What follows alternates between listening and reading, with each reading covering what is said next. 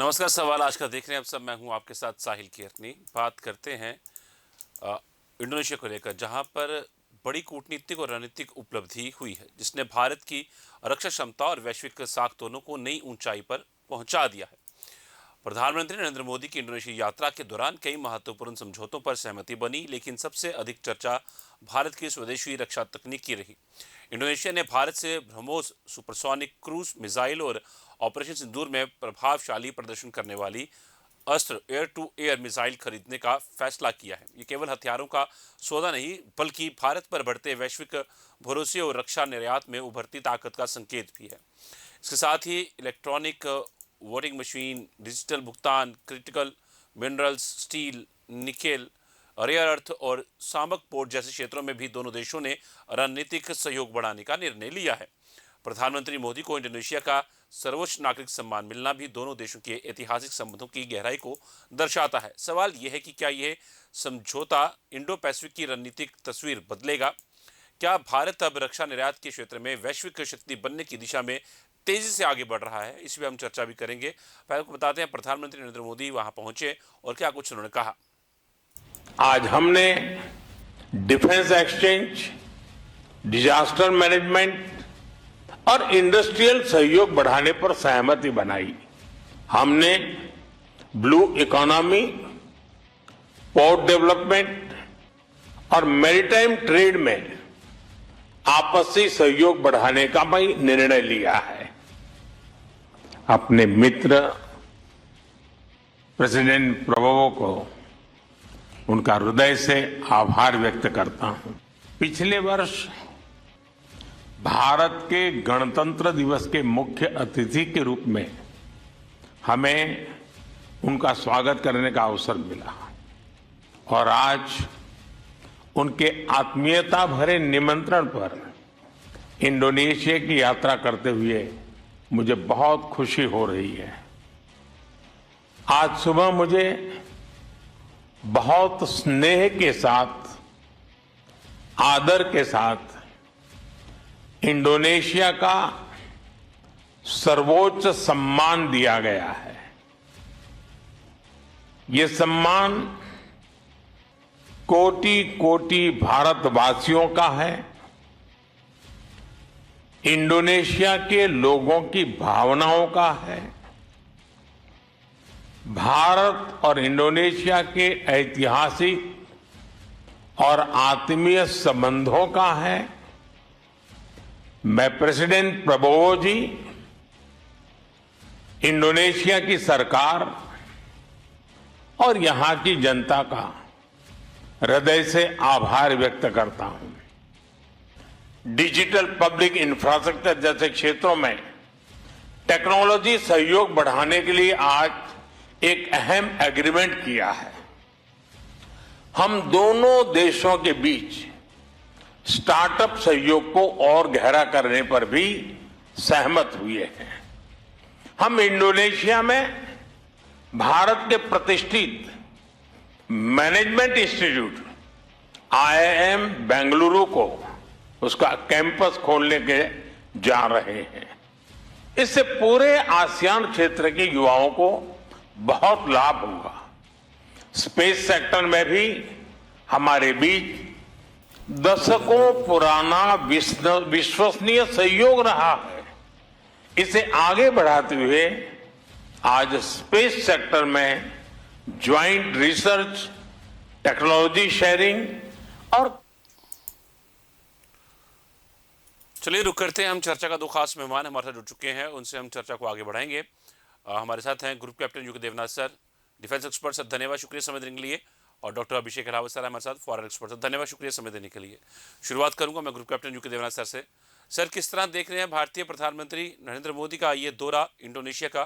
किन किन मायनों में खास माना जा सकता है? जाहिर बात है, भारत और इंडोनेशिया के जो संबंध हैं वो तो 2000 साल पुराने, 1000 साल पुराने हैं। इंडोनेशिया में अभी भी आप जाएंगे तो आपको इतने सारे हिंदू मंदिर वहां पर मिलेंगे। एक समय था भारत के चोल राजाओं के बीच में और इंडोनेशिया के बीच में व्यापार अपने शिखर पर था। अभी भी अगर आप जावा में जाएंगे तो उनका जो कल्चर है वो हिंदू कल्चर से बहुत ज्यादा मिलता है। हाँ, अब मोदी जी गए हैं तो इसका एक पॉलिटिकल आयाम है, एक मिलिट्री आयाम है। पॉलिटिकल आयाम ये है कि भारत और इंडोनेशिया अब मिलकर शायद एक ऐसा एक संबंध बनाने की कोशिश कर रहे हैं जिसमें आने वाले समय में ट्रेड, टेक्नोलॉजी, व्यापार, वाणिज्य का बहुत ज्यादा स्थान होगा। क्या ये एक एंटी चाइना संबंध हो सकता है? शायद बहुत जल्दी है ऐसा बोलना। लेकिन इंडोनेशिया चीन से थोड़ा सा परेशान है। जो इंडोनेशिया के समुद्री एरिया है उत्तर की तरफ, उनके सैकड़ों टापू हैं, बहुत सारे छोटे छोटे आइलैंड हैं, कोरल रीफ हैं। कुछ कोरल रीफ जो हैं ये सब साउथ चाइना सी से जो टचिंग वाला एरिया है। और चीन ने क्या किया है कि एक 9 डैश लाइन वाला मैप जारी कर दिया है, जिसके तहत चीन दावा कर रहा है कि वो साउथ चाइना सी में 9 डैश एरिया जो मैप है, जितने कोरल रीफ हैं या जितने छोटे छोटे आइलैंड्स हैं, द्वीप हैं, वो चीन के हैं। तो इसके दायरे में, इसी 9 डैश के दायरे में इंडोनेशिया के भी कुछ कोरल रीफ और छोटे छोटे आइलैंड जो हैं आ रहे हैं। तो ऐसी दिक्कत फिलीपींस को हो रही है, वियतनाम को हो रही है। तो अभी जो साइन हुआ है पैक्ट, उसके तहत Bharat BrahMos anti ship missile Indonesia को देगा भविष्य में। ये ब्रह्मोस मिसाइल जो है, इसके दो वर्जन हैं। एक तो है कि आप जमीन से दुश्मन के शिप की तरफ लॉन्च कीजिए, और एक और वर्जन है जो कि शिप टू शिप होता है। तो इंडोनेशिया ब्रह्मोस मिसाइल को डिप्लॉय करके भविष्य में अगर कभी चीन की कोस्ट गार्ड या चीन की नेवी इंडोनेशिया के टेरिटोरियल वाटर में आकर खलल पैदा करने की कोशिश करती है, तो उसको कंटेस्ट कर सकती है, उसको डिटर कर सकती है, यानी उसको रोक सकती है। जी। ठीक है सर, मैं करता रुख दोबारा आपका, मैं रुख करता हूँ डॉक्टर अभिषेक सर का। सर, भारत इंडोनेशिया रक्षा सहयोग जो है वो इंडो पैसिफिक क्षेत्र को कितना प्रभावित करेगा?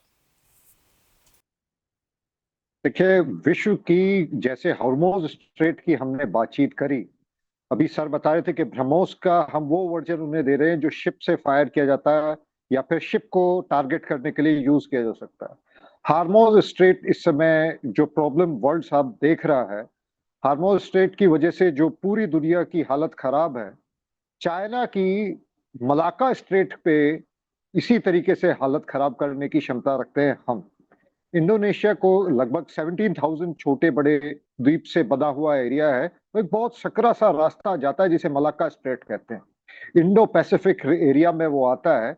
और चाइना जैसे हमें समय समय पे आंखें दिखाता रहता है, और पाकिस्तान जैसे बैंकरप्ट कंट्री को वो बैंकरोल करके भारत को के लिए एक न्यूसेंस वैल्यू क्रिएट करता है पाकिस्तान में। परंतु इंडोनेशिया ना केवल एक प्रॉस्परस कंट्री है, आपकी दर्शकों की जानकारी के लिए बता दूं कि लगभग 87% मुस्लिम आबादी है इंडोनेशिया में। और फिर भी वहां के जो मुस्लिम है वो ये बोलते हैं कि we have change the religion, हमने पूजा पद्धति बदली है, अपने पुरखे नहीं बदले हैं। इस वजह से वहां आज भी हिंदू मंदिर हैं, प्रिजर्व्ड हैं, बहुत अच्छे से वो देश आज तरक्की कर रहा है। एक तरीके से आप समझिए दुनिया के one of the fastest growing developing countries में से एक है। और उनके पास ये, जैसा कि सर ने बताया कि उनके कुछ द्वीप्स के ऊपर दावा ठोकता रहता है, उनके वाटर के आसपास भी अपनी मिलिट्री एक्सरसाइजेस चाइना करता रहता है। इसकी वजह से वो लोग परेशान हैं।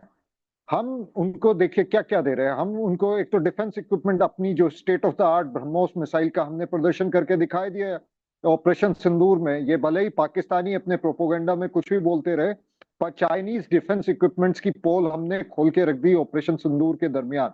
उसी की वजह से वर्ल्ड की जो मेजर जो हमने लुक ईस्ट पॉलिसी है, क्या पाकिस्तान हमें सोच रहा है कि बांग्लादेश की को पैसे देके, नेपाल को पैसे देके, श्रीलंका को पैसे देके, पाकिस्तान को पैसे देके वो हमें तंग करेगा।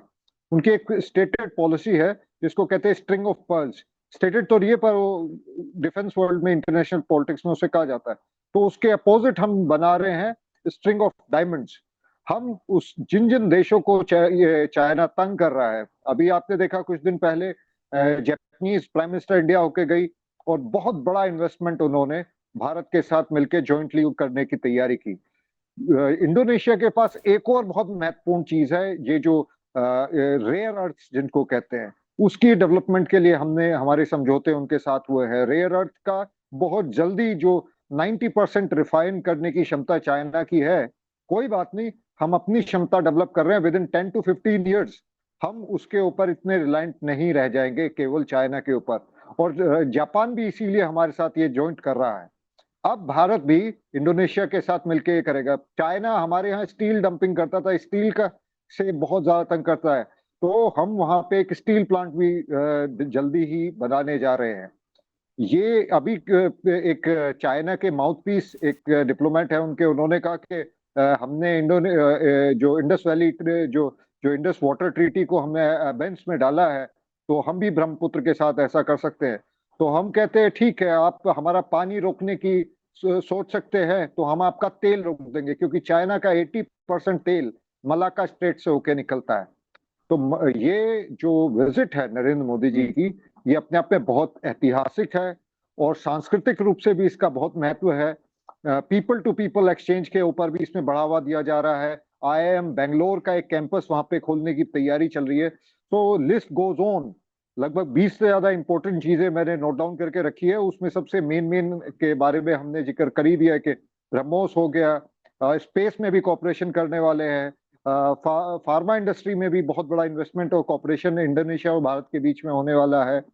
ये सब चाइना के बढ़ते हुए इंडो पैसिफिक में इंफ्लुएंस को काटल करने के लिए, उसको काउंटर करने के लिए ये बहुत बड़ी पहल नरेंद्र मोदी जी ने की है। जी दोबारा मैं करूंगा यूके देवनाथ सर का। सर, अस्त्र मिसाइल की सफलता भारत की रक्षा तकनीक को कैसे मजबूत करती है, और भारत के रक्षा निर्यात का भविष्य आप कैसा देखते हैं? जी हाँ, अस्त्र मिसाइल जो है भारत के डीआरडीओ द्वारा डेवलप्ड एक बहुत ही बेहतरीन एयर टू एयर मिसाइल है।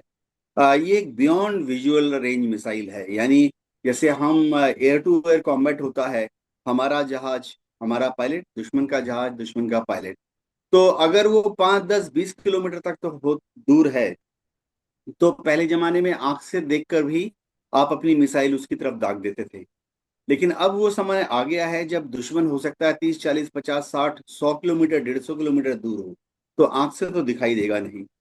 तो या तो वो हमारे हवाई जहाज में, मेरे हवाई जहाज में fitted air to air radar में दिखाई देगा, या जमीन पर हमारे जो जमीन पर रेडार लगे हैं वो दुश्मन के उस जहाज को देख लेंगे जो कि 150 किलोमीटर, 200 किलोमीटर दूर है। और फिर जो आसमान में हमारा जो फाइटर है उसको ग्राउंड कंट्रोल अप्रोच फोन करके बता देता है वायरलेस के जरिए कि अब आप एक टारगेट है, ऐसे उसको एंगेज कीजिए। तो टारगेट 150 किलोमीटर दूर है, तो ऐसे टारगेट्स को हम बियॉन्ड विजुअल रेंज कहते हैं। अस्त्रा का जो मार्क 1 है हमने ऑलरेडी डेवलप कर लिया, सक्सेसफुल ट्रायल कर लिए हैं। 110 किलोमीटर तक हमने उड़ीसा के चांदीपुर में ट्रायल के दौरान पाया कि वो एरियल टारगेट को हिट कर सकता है। ऑपरेशन सिंदूर के दौरान हमने सक्सेसफुली अस्त्रा मिसाइल को पाकिस्तानी एयरक्राफ्ट की तरफ फायर किया है, और इंडिकेशंस हैं कि वो सक्सेसफुली पाकिस्तान की एयरफोर्स के हवाई जहाजों की तरफ अग्रसर हुआ, और उसके तरफ या तो डायरेक्ट हिट हुआ या मिस डिस्टेंस हो गया। तो अब दुनिया भर में बहुत उत्सुकता है ये देखने के लिए कि अस्त्रा मिसाइल क्या वाकई ऑपरेशनल है, सक्सेसफुल है। तो अभी इंडोनेशिया के जो डिफेंस अटैची थे वो भारत आए थे, तो उनको अस्त्रा मिसाइल की जो मैन्युफैक्चरिंग फैसिलिटी है, और उड़ीसा में चांदीपुर में जो आईटीआर है, इंटीग्रेटेड टेस्ट रेंज, जहां पे एयर टू एयर मिसाइल का परीक्षण होता है, वहां पर दिखाया गया था सक्सेसफुल ट्रायल। तो इसी वजह से इंडोनेशिया जो है अस्त्रा में इंटरेस्ट दिखा रहा है। तो बता दूं, भविष्य में हम अस्त्रा 2 और अस्त्रा 3 बनाने वाले हैं, जिनकी की रेंज 160 किलोमीटर से भी ज्यादा होगी। और 3, 4 साल में अस्त्रा 3 भी लाइन में आ जाएगा, जिसकी एयर टू एयर मारक क्षमता 300 किलोमीटर से भी ज्यादा होगी। जी अभिषेक सर, क्या ये समझौता एशियन देशों के लिए नया सुरक्षा मॉडल बन सकता है, और भारत की कूटनीति को इस समझौते से कितना लाभ मिलेगा? देखिए, चाइना जो है वो एक बुली के जैसे बिहेव कर रहा है इस समय। वो बेसिकली जैसे अमेरिका करता था, वो अपने आप को इस तरीके से अपने यहाँ पे अपने आसपास में शो करना चाहता है। वो अमेरिका के साथ जब दूसरे विश्व के देशों के साथ बैठता है तो वह चाहता है कि मल्टीपोलर वर्ल्ड हो। पर एशिया के लिए चाइना के ख्वाब ये हैं कि मैं ही यहाँ का बॉस हूँ, बाकी सब लोग जो है वो मेरे नीचे काम करें। I should be the boss of Asia. उसकी ये मंशा जो है वो बुलिंग पे है बहुत ज्यादा। वो जापान के साथ बुलिंग करता है, वो हर किसी अपने हर पड़ोसी के साथ वो बुलिंग करता है। इस समय ज्यादातर जो नेबरिंग कंट्रीज हैं चाइना की, वो उससे परेशान है, बहुत बुरी तरीके से परेशान है। उन लोगों को इस समय एक हेल्प की जरूरत है जिससे कि वो कॉन्फिडेंस फील कर सके। इस वजह से इंडिया उनको स्टेट ऑफ द आर्ट अपनी डिफेंस टेक्नोलॉजीज ट्रांसफर कर रहा है। इससे भारत का भी फायदा है कि जो काम चाइना, हम भारत की कभी ये नीति नहीं रही कि हमें किसी को बुली करना है या तंग करना है। हम तो बस ये चाहते हैं कि क्षेत्र में शांति रहे। अब अगर ये शांति बंदूक से आती है तो हमने वो बंदूकें जिन लोगों के पास नहीं थी और वो चाइना के पड़ोसी थे, उन लोगों को देनी शुरू कर दी है। उनको अच्छी दवाई, अब चाइना के साथ सबसे बड़ी प्रॉब्लम ये डेप्थ डेप्थ में डालता है। ये दूसरों की मदद जब भी करता है तो उनको ऐसे डेप्थ में डुबो देता है जिससे कि वो उसको कुछ ना कुछ बेचने के लिए मजबूर हो जाते हैं। आपने हम्बन टोटा जो पोर्ट था श्रीलंका का, उससे आपने देखा है किस तरीके से उन्होंने 99 साल की उसको लीज पे ले लिया है श्रीलंका से। तो श्रीलंका की हालत खराब हो गई। आज की तारीख में श्रीलंका की भी मदद हम ही कर रहे हैं। अभी ये जो डिप्लोमेटिक पुश है, इसमें केवल और केवल वेपन सिस्टम से ही नहीं, हम उनको एजुकेशन देने के लिए IIM बेंगलोर का एक कैंपस वहां पे खोल रहे हैं। फिर उनकी इलेक्शन कमीशन और हमारी इलेक्शन कमीशन, ये भले ही ईवीएम के ऊपर हमारे देश में कितना भी विवाद होता हो, पर सारी दुनिया ये मान चुकी है कि भारत जैसी इतनी बड़ी डेमोक्रेसी अगर ईवीएम पे जा रही है तो सारी दुनिया भी आज की तारीख में ईवीएम की तरफ देख रही है कि ये ज्यादा भरोसेमंद चीज है डेमोक्रेसी को जिंदा रखने के लिए। तो उनके यहाँ भी ईवीएम हम ही डेवलप करके एक तरीके से उनको देंगे उनकी जरूरतों के हिसाब से। फिर फार्मास्यूटिकल्स की बात अगर करते हैं तो हमारा सिडिस्को जो ड्रग कंट्रोलर है और जो वहां का ड्रग कंट्रोलर है, वो आपस में स्टैंडर्ड्स मैच करने की कोशिश कर रहे हैं जिससे कि हमारी मेडिसिन का जो एक्सपोर्ट इंडोनेशिया को है वो इजी हो जाए। और ये सारी दुनिया जानती है कि Bharat is the pharmacy of the world. खासतौर से जो अंडर डेवलप्ड कंट्रीज है, जो फुली डेवलप्ड नहीं है, उन सब के लिए सबसे कम कीमत पे और सबसे बढ़िया क्वालिटी की फार्मेसी भारत से ही उत्पन्न होती है। और उसके बीच में कहीं कहीं स्टैंडर्ड्स की प्रॉब्लम आती है, तो वो स्टैंडर्ड्स अब उनको देने के लिए तैयार है। एक और बात जो इम्पोर्टेंट है कि अगला साल जो है 2027 का, वो एक कल्चरल एक तरीके से हम ईयर सेलिब्रेट करेंगे, क्योंकि 1927 में टैगोर साहब, रविन्द्रनाथ टैगोर जी इंडोनेशिया गए थे। तो उनकी उस जर्नी को याद करते हुए वहां पे एक पूरे साल एक फंक्शंस होंगे, प्रोग्राम्स होंगे, जिसमें कि भारत के और इंडोनेशिया के जो शेयर्ड कल्चरल चीजें हैं उन चीजों को शोकेस किया जाएगा, जिससे कि लोगों के बीच में एक ट्रस्ट बिल्डिंग एक एक्सरसाइज के तौर पे एक बहुत बढ़िया डिप्लोमेटिक, मैं कहता हूँ सॉफ्ट पावर, जिसे जो हमारा सॉफ्ट पावर है डिप्लोमेसी की, उसको हम कल्चरल पावर को यूज कर रहे हैं। और उसके साथ साथ साथ जो स्पेस एक्सप्लोरेशन में भी हमने ये उनको कहा है कि हम आपको स्पेस एक्सप्लोरेशन में भी हेल्प करेंगे, आपकी सैटेलाइट्स वगैरह को लॉन्च करने में इसरो उनकी हेल्प करेगा। एग्रीकल्चर सेक्टर्स में भी हमने एक जो वीट की कुछ वेराइटीज है जो बहुत हाई यील्ड प्रोड्यूस करती हैं, उससे इंडोनेशिया चूंकि बहुत छोटा मतलब द्वीप है, छोटे छोटे काफी 17,000 के आसपास द्वीप है, Java being the biggest one of them. तो उनकी फूड सिक्योरिटी को इंश्योर करने के लिए हम उनको जो हमारे साइंटिस्टों के द्वारा डेवलप किया हुआ जो बेस्ट सीड्स हैं वीट की, वो हमने उनको देने के लिए एग्रीमेंट साइन किए हैं, कॉर्पोरेशन हम कर रहे हैं। तो एक तरीके से देखा जाए तो दोनों देशों के लिए ये विन विन सिचुएशन है। भारत किसी ऐसे देश के साथ कॉर्पोरेशन नहीं कर रहा है जो डूबता हुआ देश है, वो एक उभरता हुआ देश है, वो हमारी भी हेल्प करेगा और हम उसकी हेल्प करेंगे। सो इन अ वे दोनों देशों के लिए विन विन सिचुएशन है और दोनों की सिक्योरिटी के लिए अच्छी सिचुएशन है और दोनों देशों के लोगों का आपस में मिलना जुलना, कल्चरल एक तरीके से डेवलपमेंट के ये बहुत बढ़िया मौका तैयार कर रहे हैं। I think this is a very good diplomatic approach from the prime minister Modi ji. ठीक है सर, मैं रुक करता हूँ यूके जाना सर का। सर, क्या इंडोनेशिया को ब्रह्मोस मिलने से समुद्री सुरक्षा मजबूत होगी, और क्या भारत अब वैश्विक हथियार बाजार में प्रतिस्पर्धी बन चुका है?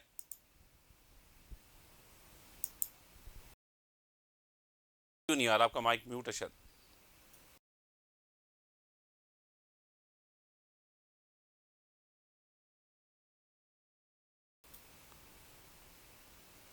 हाँ, आप मुझे सुन पा हाँ रहे हैं? बिल्कुल बिल्कुल सर।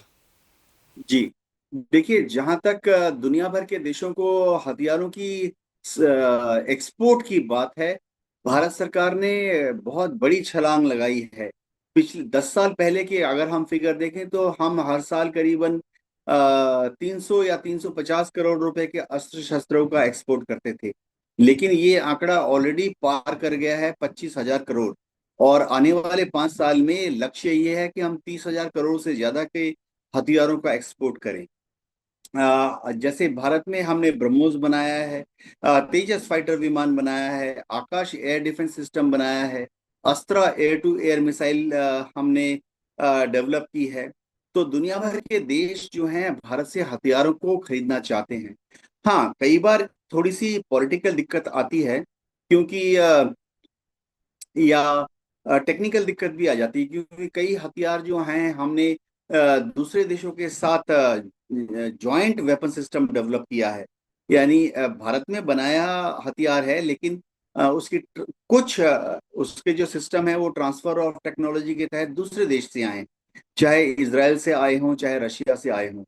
तो ऐसे में एक पॉलिटिकल एंगल आ जाता है एक्सपोर्ट बढ़ाने में कभी कभी, क्योंकि अगर हम एक हथियार किसी देश को बेच रहे हैं तो रूस को भी उसमें थोड़ा हामी भरनी पड़ती है कि भारत इसको एक्सपोर्ट कर सकता है उस देश को। और इसी तरह से कुछ वेपन सिस्टम ऐसे हैं जिसमें हमने इसराइल से ट्रांसफर ऑफ टेक्नोलॉजी के तहत इलेक्ट्रॉनिक वॉरफेयर सिस्टम या उसके जो रेडार सिस्टम है या उसके जो कम्युनिकेशन सिस्टम्स हैं उनको लगाया हुआ है। तो थोड़ा सा इसराइल से भी हामी लेनी पड़ती है उस वेपन सिस्टम को और किसी देश को बेचने में। तो आस्ते आस्ते जैसे जैसे भारतीय हथियारों में इंडिजिनस कंपोनेंट ज्यादा हो जाएगा, यानी उसके सारे कलपुर्जे जैसे आस्ते आस्ते 80%, 90% भारत में ही बनने लगेंगे, तो फिर हमें तब रूस से या इसराइल से हामी की दरकार नहीं होगी। ऐसे कुछ छोटे छोटे एडमिनिस्ट्रेशन वाले प्रॉब्लम हैं। एक और दिक्कत है कि दुनिया के कई देश जो हैं वो हमसे हथियार लेना चाहते हैं, लेकिन होता क्या है कि जो देश हमसे हथियार खरीदना चाहता है उसका जो दुश्मन देश है वो भारत का मित्र देश है। ऐसा कई जगह हो रहा। तो भारत का जो मित्र देश है उसका जो दुश्मन देश है वो भारत से जब हथियार खरीदने आता है तो हमें फिर शायद एक्सटर्नल अफेयर्स मिनिस्ट्री के लेवल पर ना करना पड़ता है। तो मामला काफी पेचीदा है जी। अभिषेक सर का। सर, भारत इंडोनेशिया संबंध में संस्कृति और रणनीति का संतुलन बहुत महत्वपूर्ण माना जाता है। आप किस तरीके से देखते हैं इस चीज को, और इस समझौते के बाद क्या हिंद महासागर में के क्षेत्र में सुरक्षा पर बड़ा प्रभाव पड़ने की उम्मीद है? देखिए, हमने एक और उनके साथ एमओयू साइन किया है कि मैरीटाइम जो उनका कोस्ट गार्ड्स है, जो कोस्टल गार्ड्स उनके हैं और हमारे हैं, उनके बीच में भी कॉपरेशन हम बढ़ाएंगे। उससे क्या होगा कि वहां से जो भी चीजें मूव करेंगी, चाइनीज हो या किसी भी देश की हो, बेसिकली चाइना को ये निगाह है हमारी, तो वो सब कॉपरेशन हम बढ़ाएंगे। तो वहां पे जो मरीन सिक्योरिटी की जो सिचुएशन है हम उसे इम्प्रूव कर रहे हैं, एक तो। सेकेंडली, बिकॉज बीइंग वो समुद्र से इतना ज्यादा घिरा हुआ देश है वो ये इंडोनेशिया, तो वहां पे डिजास्टर मैनेजमेंट की बड़ी प्रॉब्लम है। तो उसके लिए भी हमने उनके साथ एमओयू साइन किया है कि उनकी अगर डिजास्टर की सिचुएशन में जो हमारा नेशनल डिजास्टर अथॉरिटी है वो भी वहां पे जाके वर्क के लिए वहां पे अपना एक कॉपरेशन स्थापित कर रहा है। तो अगर ओवरऑल हम देखें तो इंडोनेशिया की safety, security, self defence capability और उसकी फूड सिक्योरिटी, उनकी हेल्थ सिक्योरिटी, उस सब को फोकस में रखते हुए ये बहुआयामी अप्रोच की वाली ये विजिट रही और उसमें बहुत ही सकारात्मक इस बार फैसले लिए गए हैं और दिस इज गोइंग, ये इस क्षेत्र की overall security, maritime security, movement of ships, इस सब के लिए एक बहुत ही अच्छा वो एक परिणाम होगा इसका भविष्य में। और जो चाइना हमें धमकी देता है कि हम ब्रह्मोस को रोक के आपका पानी रोक सकते हैं या हम पाकिस्तान के साथ कर रहे हैं तो हमको गिरदर भक्ति देने की कोशिश करता है चाइना, तो चाइना को भी हमारा ये जवाब है कि आपका 80% तेल और आपका ट्रेड 80% वो इसी मलाका स्ट्रीट से होता है जिसपे इंडोनेशिया है। तो हम भी यहाँ बैठे हैं, हम भी देख रहे हैं, आपकी हर हरकत का जवाब देने के लिए भारत भी पूरी तरीके से तैयार है। जी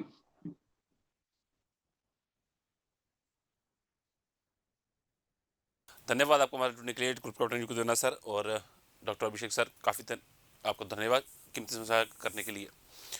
भारत और इंडोनेशिया के बीच हुए ये समझौते केवल रक्षा खरीद तक सीमित नहीं हैं, बल्कि ये विश्वास, रणनीतिक साझेदारी और साझा भविष्य की मजबूत नींव भी हैं। ब्रह्मोस और अस्त्र मिसाइलों की बढ़ती वैश्विक मांग ये दिखाती है कि भारत अब रक्षा आयातक नहीं बल्कि विश्वसनीय रक्षा निर्यातक के रूप में अपनी पहचान बना रहा है।